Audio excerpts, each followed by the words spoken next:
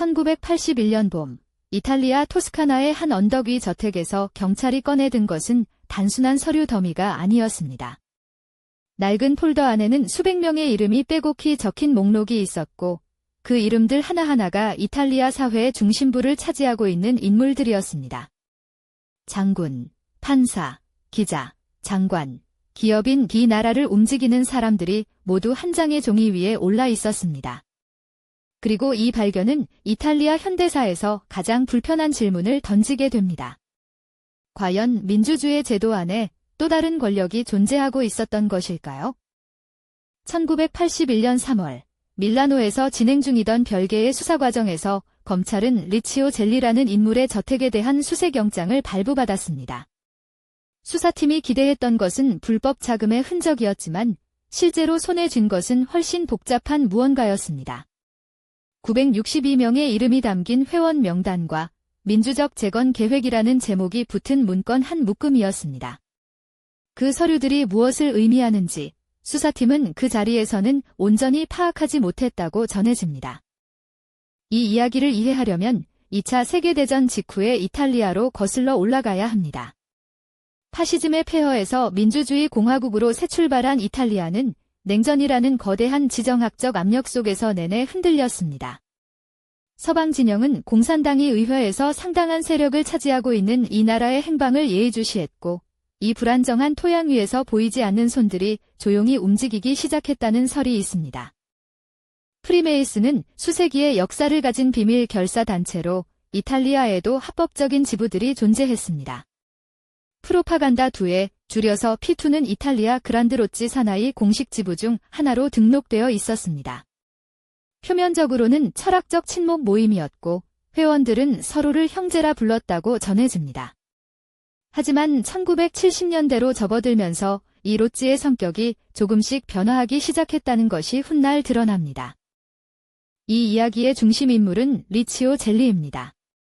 그는 2차 세계대전 중 파시스트 편에서 싸웠고 전후에는 사업가로 변신해 섬유업계에서 자리를 잡은 것으로 알려져 있습니다. 언제부터인가 P2의 지도적 위치에 오른 그는 진영사라는 별명으로 불렸다고 전해지는데 배후에서 인맥을 다루는 데 탁월했다는 의미였습니다. 그가 어떤 방식으로 이탈리아 권력층의 신뢰를 얻어갔는지 그 과정의 구체적 세부 사항은 지금도 완전히 밝혀지지 않았습니다. 1970년대 P2 회원 명단은 조용히 하지만 빠르게 불어났습니다. 공군, 육군, 해군의 장성들, 정보기관 고위 관계자들, 주요 신문사 편집장들, 대기업 임원들이 차례로 이름을 올린 것으로 알려져 있습니다. 이들이 모두 서로의 존재를 인식하고 있었는지 혹은 각자가 단지 젤리와의 개인적 인연 속에 이름이 기재된 것인지는 당시에도 지금도 논란의 여지가 있습니다. 그러나 이 명단의 구성 자체가 단순한 친목 모임의 것이라고 보기에는 너무도 이례적이었다는 사실만큼은 분명합니다. 압수된 962개의 이름 가운데는 당시 현직 의원과 강요, 최고 법원의 판사들, 여러 방송사와 신문사의 핵심 인물들이 포함되어 있었습니다. 이 사실이 알려지자 이탈리아 의회는 즉각 특별조사위원회를 구성했고 충격은 빠르게 전국으로 퍼져나갔습니다. 명단 자체만으로는 이들이 어떤 역할을 했는지 알 수 없었지만 이처럼 다양한 분야의 권력자들이 한 조직의 이름 아래 묶여있다는 사실 자체가 이미 하나의 묵직한 의문이었습니다. 하지만 명단보다 더 많은 논란을 불러일으킨 것은 함께 발견된 문건이었습니다.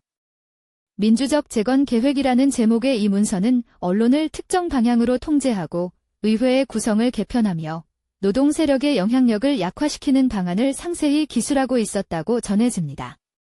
이것이 실행을 위한 청사진이었는지 아니면 개인적 구상에 그쳤는지는 지금도 논쟁 중입니다. 다만 이 문건이 존재는 P2가 단순한 친목 단체 이상의 의도를 품고 있었을 가능성을 시사한다는 것이 많은 연구자들의 시각입니다. P2의 영향은 이탈리아 국경 밖으로도 뻗어 있었다는 주장이 있습니다. 젤리는 아르헨티나에 거주한 시기가 있었으며 당시 남미 여러 나라의 권력자들과 교류한 것으로 전해집니다. 일부 연구자들은 이 시기 P2가 남미의 우위권위주의 세력과 어떤 형태로든 연계되었을 가능성을 제기하지만 그 구체적 성격과 범위는 공식적으로 확인된 내용이 제한적입니다. 이 국경을 넘는 연결이라는 주장은 P2를 이탈리아 내부만의 문제로 보기 어렵다는 시각의 근거 중 하나가 되었습니다. P2 수사가 진행되는 동안 이탈리아에서는 또 다른 거대한 사건이 수면 위로 떠오르고 있었습니다. 이탈리아 최대 민간은행 중 하나였던 반코 암브로시아노가 수십억 달러 규모의 부채를 안고 무너진 것입니다. 이 은행의 총재였던 로베르토 칼비는 P2 회원 명단에 이름이 기재된 것으로 알려져 있습니다. 두 사건 사이에 실질적 연결고리가 있었는지, 그리고 은행의 자금이 어떤 경로로 어디에 흘러갔는지는 이후 수십 년에 걸친 수사의 핵심 쟁점이 되었습니다. 1982년 6월, 런던의 블랙프라이어스 다리 아래에서 로베르토 칼비의 시신이 발견되었습니다. 목에는 밧줄이 감겨 있었고 주머니에는 벽돌 조각과 현금이 들어 있었습니다. 처음에는 자살로 처리되었지만 이후 재조사에서 타살 의혹이 강하게 제기되었고 수십 년이 지난 지금도 누가, 왜, 어떻게 그를 그 자리에 이르게 했는지는 공식적으로 규명되지 않았습니다. 신의 은행가라는 별명을 가졌던 그의 죽음은 P2 미스터리에서 가장 어두운 장면 중 하나로 남아 있습니다. 이탈리아에는 P2와의 연루 의혹이 제기된 사건이 칼비만이 아니었습니다. 1978년 전 총리 알도 모로가 납치된 후 살해된 사건, 1980년 볼로냐 중앙역에서 발생한 폭탄 테러 등 수십 년에 걸쳐 이탈리아를 뒤흔든 여러 비극적 사건들이 P2와 관련이 있다는 의혹이 꾸준히 제기되어 왔습니다. 하지만 이 의혹들의 대부분은 결정적인 증거 없이 추정의 영역에 머물러 있으며 수사기관도 직접적인 연루를 공식 확인하지는 못했습니다. 이탈리아 의회의 P2 특별위원회는 수년에 걸친 청문과 조사 끝에 방대한 보고서를 제출했습니다. 보고서는 P2가 국가 안의 국가로 기능할 의도를 가졌다는 결론에 가까이 다가섰지만 개별 회원들이 어느 수준까지 조직적 음모에 실질적으로 가담했는지는 명확히 규명하지 못했습니다.